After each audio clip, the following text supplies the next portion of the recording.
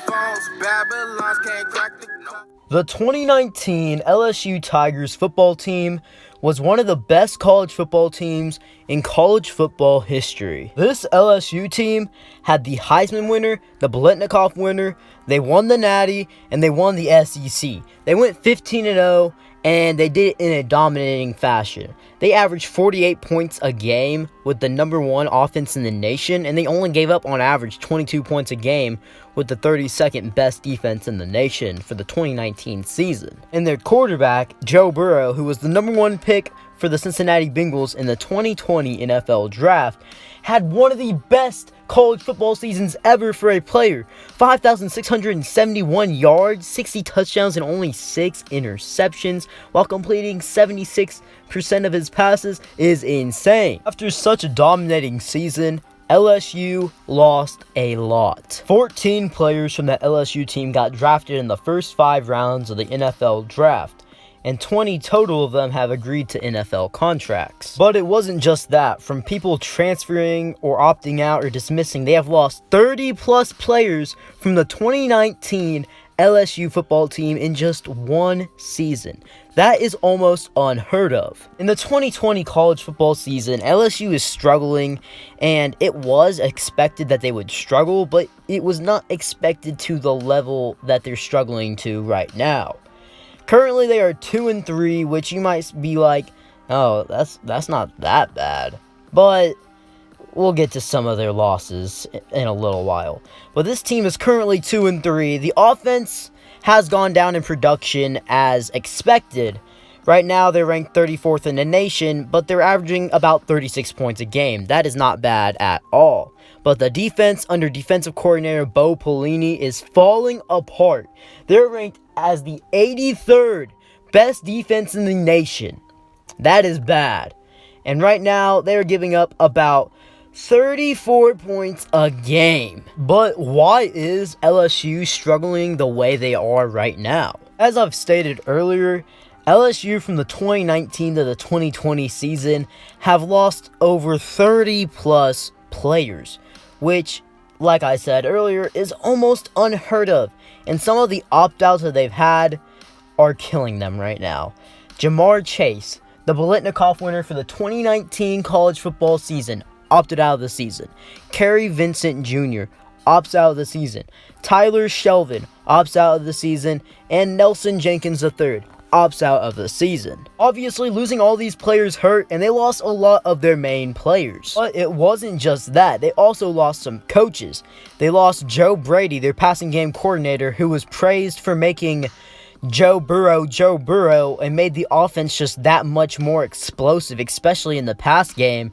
And they lost their defensive coordinator in Dave Aranda, who left to go to be Baylor's head coach. With all these new faces to the LSU Tigers football team, and having little to no time to prepare for the 2020 football season due to it being unknown most of the spring, and not having spring ball and not having a lot of summer ball, just having very little fall camp to prepare for the season, it's hard to get acclimated with the team when you're full of new faces. Now that I've given you some more background information on the current 2020 LSU Tigers football team, let's take a deep dive into each of their games they've played so far. For LSU's first game of the 2020 college football season, they would play Mississippi State, which was under new head coach Mike Leach and his signature air raid system. This game was not a defensive game at all. The final score of the game was 44 to LSU, and a victory for Mississippi State, and the first victory for the Mike Leach era for Mississippi State.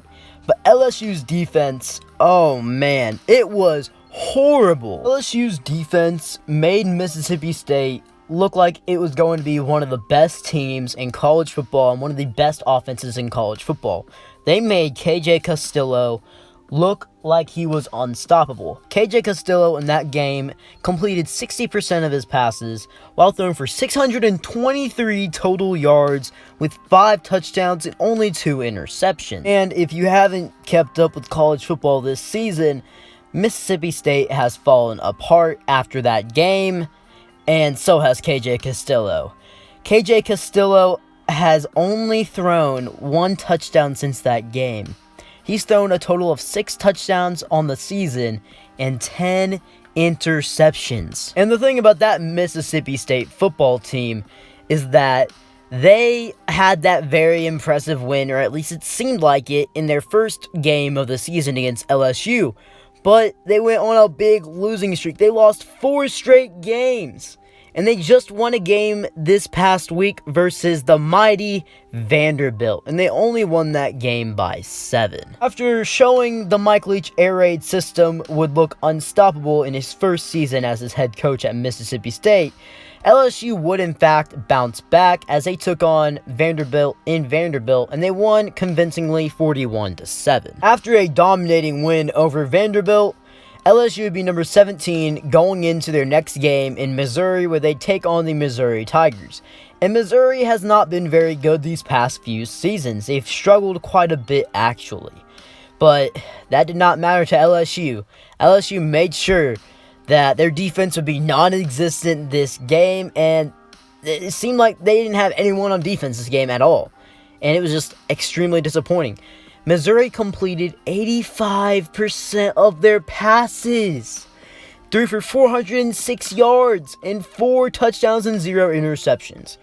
But unlike the Mississippi State game, Missouri also had a run game. Larry Roundtree III rushed for 119 yards, averaging 6.6 yards a carry, but he did not have a rushing touchdown. But Tyler Beatty and Jalen Knox both had rushing touchdowns.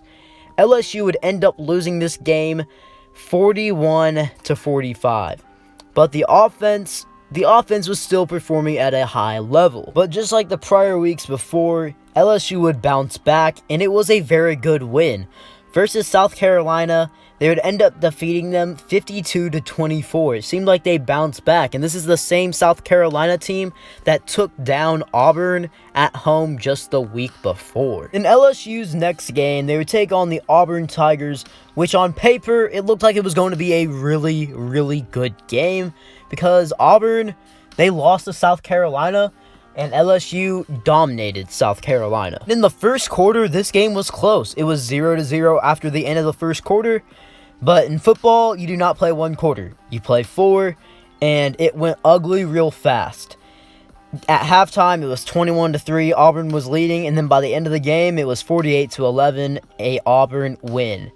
This game was bad offensively for LSU, and this game was bad defensively for LSU. They got exposed by Auburn. Currently, LSU is 2-3, and many people believe they should be 2-4 right now if the Florida game didn't get postponed, because LSU's weak defense versus Florida's high-powered offense just seemed like a recipe for disaster for LSU in that game, especially playing the game in Florida.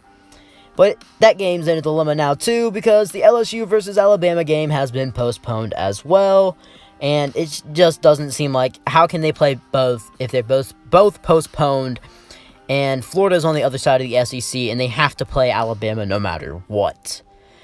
But although they have those 2 games postponed and that situation isn't founded yet or solved, their schedule, including both of those teams, is Alabama, Florida, 2 top 10 teams in the nation, one who's number 1 and the other at number 6, at Arkansas.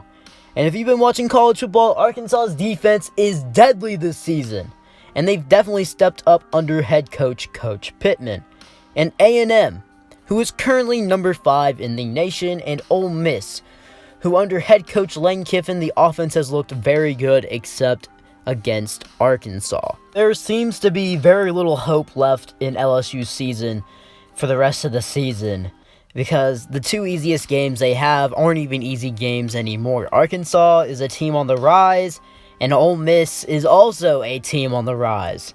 They could also upset some teams, but it doesn't really look likely with their defense, and Miles Brennan, their original starting quarterback, being out for the rest of the season. The main problems for this LSU Tigers team for the 2020 college football season is having too many new players. They've lost so much. They've lost 30-plus players from last season to this season, and they had some crucial transfers and some crucial opt-outs. And of course, They lost a lot of star power and some great coaching. Now, the LSU team isn't done for the future. It's just the LSU team is too inexperienced right now.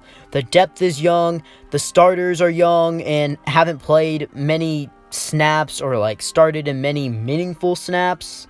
It's not good for them in this current situation. The offense has been fine. The offense had some very good breakout players, but the defense has fallen off in a dramatic fashion. This is what is happening to LSU. Well, guys, if you guys liked the video, remember to smash that like button, turn on them post notifications, and subscribe for more videos. B. Kelly out.